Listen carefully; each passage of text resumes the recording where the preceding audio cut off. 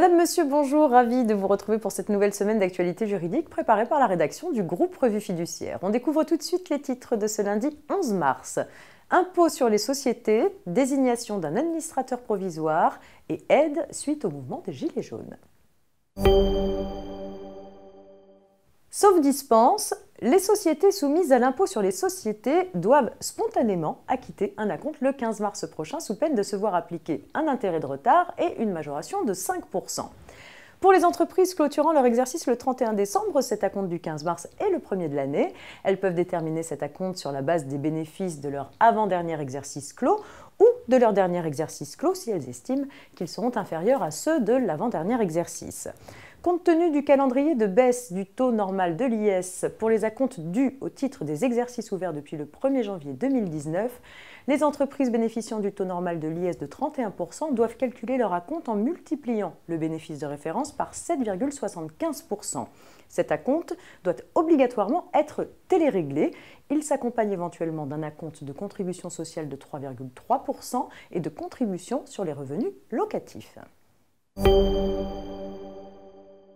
On s'intéresse à la désignation d'un administrateur provisoire dans l'affaire suivante.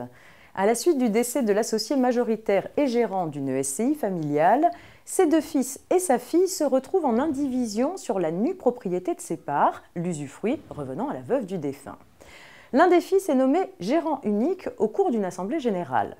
Prétendant n'avoir pas été informée de la tenue de cet AG, la fille demande en justice la désignation d'un administrateur provisoire dont la mission serait de convoquer une assemblée générale afin de désigner un nouveau gérant et d'examiner les comptes. Son frère, gérant en place, s'y oppose. Selon lui, la demande de nomination d'un administrateur provisoire ne peut pas être présentée par un seul indivisaire car il s'agit d'une mesure grave puisqu'elle conduit à dessaisir le gérant de ses pouvoirs de gestion de la société. Sa sœur obtient néanmoins gain de cause.